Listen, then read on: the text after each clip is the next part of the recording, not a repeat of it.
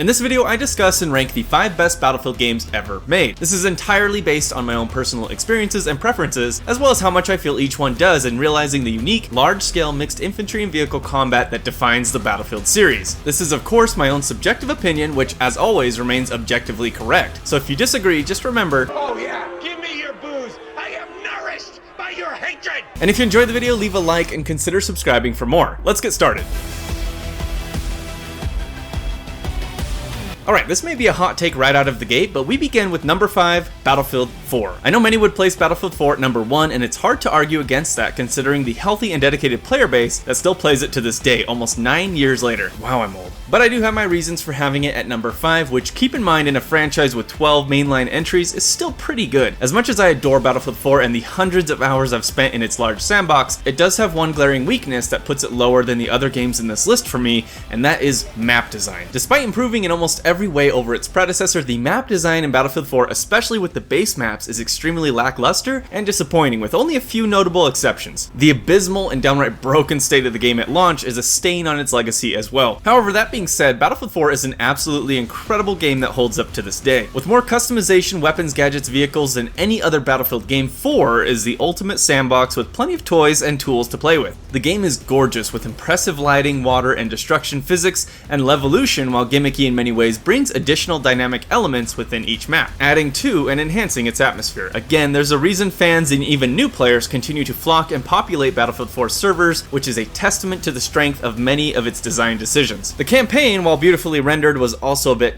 for me, with a forgettable plot and extremely limiting on-rails moments that completely undermine the open sandbox structure of its multiplayer design. A worthy entry on any best Battlefield games list, 4 is just awesome. Let's move on to number 4 in our list with Battlefield Bad Company 2. If I were to rate this list solely on how wide I was grinning while playing each entry, then Bad Company 2 may have been number 1. This game is undoubtedly an absolute freaking blast. I really don't know what it is. On paper, it doesn't sound like it should work as a Battlefield game. There's no prone, no jets, 32 players only, Conquest isn't the main mode, but somehow the teams at DICE created something truly extraordinary with this title. The tighter, more focused maps, designed almost entirely around Rush, created some of the most fun and intense Battlefield moments I have ever experienced. The sound design was impeccable, the destruction was at its best, with the ability to level almost any structure, tree, and building on, I believe, every map. The guns felt punchy and weighty, and class design was well implemented. This game blew my mind at release, and I know many consider it to be their favorite entry. However, I do think there's a few flaws that hold it back a bit. I was really not a fan of the Magnum ammo and body armor gadgets, as it's almost too big of a disadvantage to not use them at times. And as fun and cool as the destruction was, the map flow could suffer greatly from it, with defenders able to level any sort of cover that attackers could use. It was common for maps to turn into flat wastelands of barren nothingness, which seems to be the only inspiration the team for 2042 took from Bad Company 2.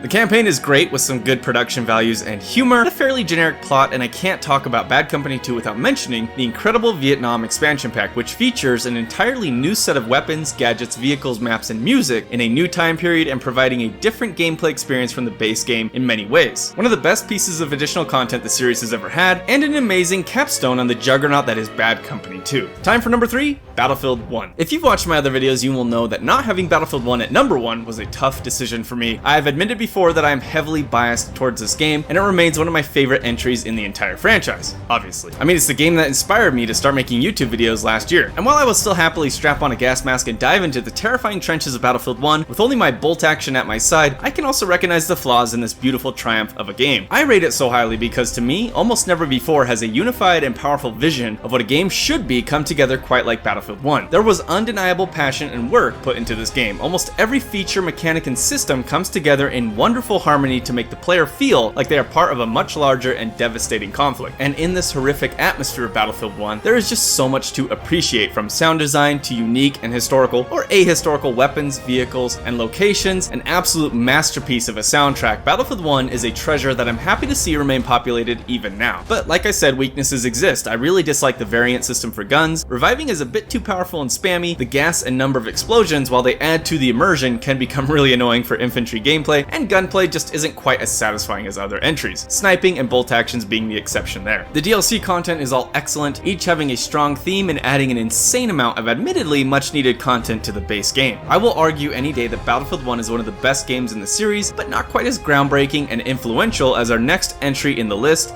Battlefield 2. While it's shocking just how many things Battlefield 1942 got right on the first go, and how many of its features became staples of the franchise, I consider Battlefield 2 to be the foundation on which the entire series has been built, and unfortunately in many ways regressed away from. Battlefield 2 was and always will be a masterpiece of a game, and not only influential for the series and FPS games in general, but for my love and appreciation for gaming as a whole. This is the game that inspired me to get a minimum wage job in early high school and saving up for months and months just to afford a PC that could actually run it. And when I loaded it up in glorious 1024x768 on medium to low settings and experienced Strike at Karkan for the first time, well, there was just nothing else quite like it. Battlefield 2 expanded on and refined so many features of the previous titles and added other staples such as squads and some of the most iconic maps in the entire franchise. Other additions such as commanders and their assets, 7 specialized player classes, squad leader spawning, non-regenerating health, and partial reload ammo loss created emergent teamwork and slower pacing that, in my opinion, desperately needs to return to the series. The game remains alive and well with the standalone Project Reality mod, having an extremely dedicated player base that builds upon the framework of Battlefield 2. I admit rose-tinted glasses are definitely a thing, and my mind kind of glosses over many of 2's flaws, such as dolphin diving and some truly awful hit detection in gunfights. But those aside, given the joy I had when playing it and its influence on the series overall, I would be remiss if I didn't include Battlefield 2 so high in this list. However, there is one entry that trumps even Battlefield 2 for me. One entry that for me personally defines exactly what I love about this series.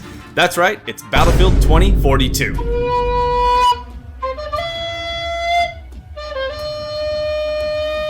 Sorry, I couldn't resist. The best game in the series for me remains Battlefield 3. This list was so difficult because each entry brings something unique and interesting to the Battlefield experience, and it becomes hard to compare and rank them against each other. But when I picture the Battlefield games as a concept in my head, Battlefield 3 is always first in my mind. This entry encapsulates so many of the elements that make this franchise one of my favorite ever. The art direction, aesthetic, atmosphere, sound design, weapons, gadgets, vehicles, class design, and game modes, highlighted by some of my favorite and, in my opinion, most well-designed maps in the franchise, make Battlefield 3 a joy to play and experience. Visually, the game remains beautiful even 10 years later, and on release was mind-blowing to me that a game could look so good. It also greatly helps that Battlefield 3 features my favorite gunplay in the series, wonky netcode issues notwithstanding. Again, the maps for both base game and the excellent DLCs are just so well realized, and it's really the last time we had maps designed with Rush in mind. The Aftermath maps especially stand out to me as ones that just flowed really well for infantry combat, and I don't even know how many hours I spent on a Return to Karkan 24/7 server I found. Again, like other Battlefield games, Battlefield 3 is not perfect, especially near launch when bugs and broken features plagued the game. And balance was pretty whack for a while, but those issues can't diminish the sheer fun that I had and continue to have every time I return to this game. I also realize and admit Battlefield 4 improved on Battlefield 3 in many ways. However, 3 just feels like a more complete and polished game to me, and I actually like it more visually as well. The saying, "they just don't make them like they used to," has never rang more true for me as I compare this masterpiece to the latest 2 entries in the Battlefield franchise, and I sincerely doubt the passion, talent, and innovation that went into this entry can return anytime soon, sadly. But all that aside, I'm just happy I got to experience this game at launch, and that there remain those who continue to play it and keep servers populated. Here's hoping that remains the case for years to come.